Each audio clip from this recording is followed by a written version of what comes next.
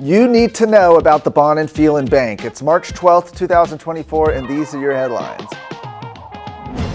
Another potential candidate for Speaker of the House has ties to a bank connected to current House Speaker Dade Phelan and former Speaker Dennis Bonnen. With Phelan entering a runoff election in second place now to keep his Southeast Texas seat in the Texas House, discussion has already begun in the Capitol about who will take the gavel next session, whether or not Phelan manages to be reelected to the House. Well, last week, Texas Scorecard reported on the employment of one potential candidate, that was Palestine Republican State Representative Cody Harris, who's employed by Third Coast Bank. Now, what is Third Coast Bank? Well, in late 2019, Third Coast Bank acquired Heritage Bank, where Dennis Bonnen, former Speaker of the House, had served as president, chairman, and CEO. And he currently is on the bank's board of directors. Dade Phelan's brother, Lan Phelan, was a director of Third Coast from 2013 until at least 2016. That's according to filings with the Secretary of State. And an SEC commission filing showed that the bank's Beaumont location was leased from Phelan's family's investment firm. Additionally, the most recent personal financial statement from Dade Phelan shows that he owns shares in Third Coast Bank. Now, also shown owning shares in the Bonnen-Phelan Bank? Well, that would be Representative Dustin Burrows. According to his 2022 personal financial statement, that's the most recent available, Burrows, through his spouse, owns between 1,000 and 4,999 shares of Third Coast. That's how the reporting works on these things. Inside the legislature, Burrows has had a close relationship with both Bonnen and Phelan. And he currently serves as the chairman of the Counters Committee. Some call that the most powerful committee in the House, as it largely dictates which bills will be heard and when. Well, sources have indicated that Burrows is among those currently attempting to rally support among members, either for himself or for one of his allies, in order to remain in power under the next speaker, whether he's speaker or whether he's still chair of calendars or holds another powerful chairman position. Now, Burrows did not respond to a request for context on why he came to own shares in Third Coast Bank or on any of the appearance of impropriety. A group of lawmakers in the U.S. House are calling on the Biden administration to end the practice of secretly flying illegal aliens into the country.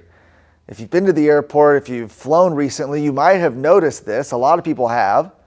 Now, this letter, signed by 23 members of the U.S. House, highlights their, quote, grave concerns over the Biden administration's actions to fly approximately 320,000 illegal immigrants from Latin American airports to 43 cities across the United States. According to the Center for Immigration Studies, from October of 2022 through December of 2023, U.S. Customs and Border Protection has granted flight authorizations to more than 320,000 illegal aliens. Those illegal aliens were able to fly from foreign airports into various U.S. airports, although which airports the agency refuses to disclose. We don't know specifically. Each illegal alien is eligible for 2-year renewable work authorizations in multiple cities. Now, the lawmakers demanded that the agency provide Congress and the American people with information as to where these illegal immigrants have been deposited into the country. Additionally, they point out the more than 50 terror watch listed individuals who have been encountered in fiscal year 2024 so far. And the letter was signed by 5 lawmakers from Texas, including Representatives Brian Babin, Ronnie Jackson, Lance Gooden, Troy Nehls, and Keith Self. All of them are Republicans. No Democrats signed on to the letter. If you're not watching the Luke Macias Show, then you are not as engaged as everybody else is in Texas who's trying to make a difference, knowing exactly what's going on so that they can take action on the things that really matter. Guys, watch us on the Roku app for Texas Scorecard. Watch us on YouTube. Listen to us on Apple Podcasts, Spotify. Get engaged, get more informed, so together we can actually make a bigger difference on things that matter for the future of Texas. God bless you. A state judge in El Paso ruled that a non-governmental organization, an NGO, accused of harboring illegal aliens, well, they don't have to immediately turn over internal documents to Texas Attorney General Ken Paxton. Now, in his order, District Judge Francisco Dominguez ordered that Annunciation House, a Catholic nonprofit operating several illegal alien shelters within El Paso, will not have to turn over internal documents that Paxton's office asked for last month.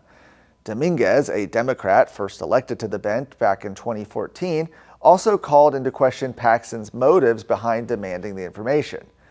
At the same time, Dominguez also denied the Annunciation House's motion to issue a temporary restraining order or to quash Paxton's request for the documents.